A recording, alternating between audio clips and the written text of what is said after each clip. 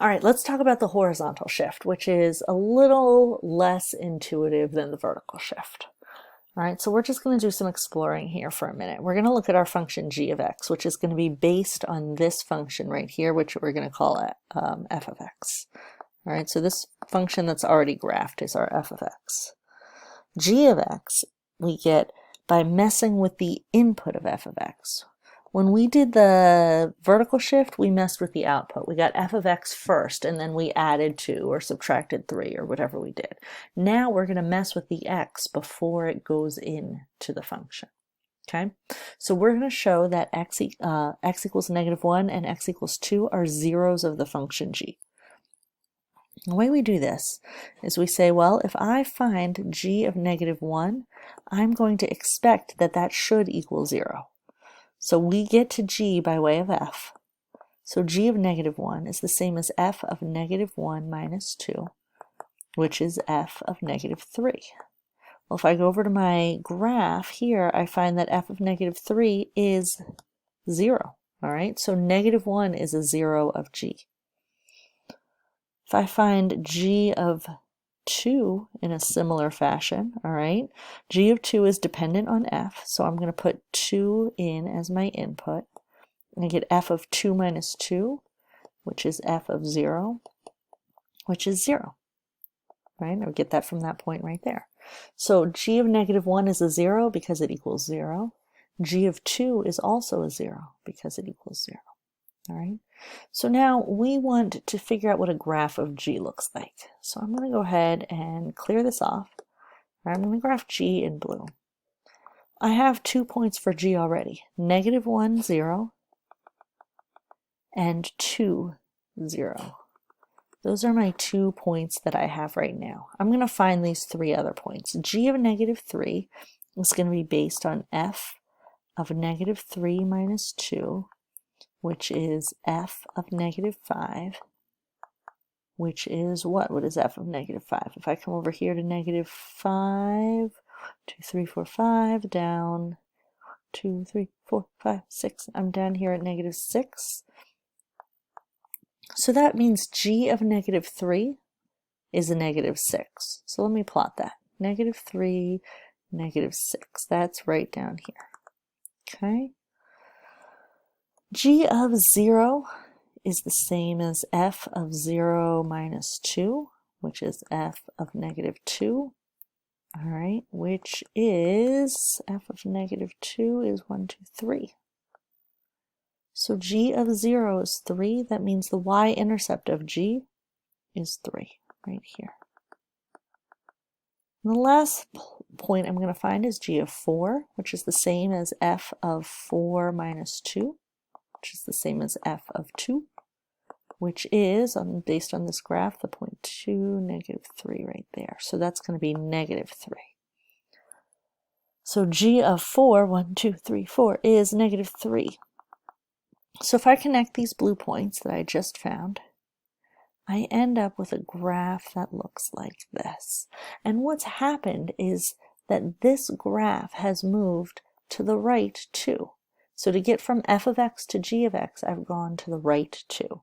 The reason that this is counterintuitive is that g of x was based on f of x minus 2. So in this case, if I'm looking at the input, the inside of my function, moving to the right happens when I have a minus sign. All right, and normally we see a minus sign, we think go left. But in this case, and in every case like this, in transformation land, if you have a minus sign on the inside, that means you're going to go to the right, all right, or you're going to do the opposite of what you think you should do. Okay, so let's look at this in a slightly different way. We're going to say that g of x here is f of x minus some number, all right, minus some parameter. The parameter that goes on the inside here is usually labeled h. All right, here in this chart down here, you can see that h is going to equal 2. That is what we are subtracting from each input. So if I want to find g of 1, I'm going to look to f of -1. All right, I'm going to subtract 2 from my input, and then whatever the output is for f of -1 is going to be the same output for my g. All right, so this is how it looks. If I have an input of 1 for G, that means I'm interested in this spot. But I'm going to grab the output from f of -1. So f of -1 is right here, and its output is -2. That means my output for my G function is also going to be -2 right here. Okay, so I'm sort of stealing this output from 2 spaces ago and moving it to my new location. All right, if my input for G is 3, so right here, all right, I'm going to take the output from 2 spaces ago, the output from when f was 1. All right, so f was 1 right here, and that was its output. So I'm going to take that output and I'm going to move it to here. So G of 3 is the same as f of 1. All right, I can do this with G of 4. Oops, that's a lie. Let's look and see what they want us to do. If this output here, they've already decided what my input for 3 is. So if this input is 3, this has to be 5, because 3 is 2 away from 5. So if my input for G is 5, all right, that means that at 5, I'm taking the output for f at 3. So at 3, f had an output of -2. So at 5, my output will be -2. Okay. For G of 7, I'm going to take the output for f of 5. So G of 7 is right here. The output for f is right here. The output for f of 5 is right up here. So at 7, I'll have the same output that f had at 5. So if I connect these 4 points, you'll see that by subtracting 2, or by having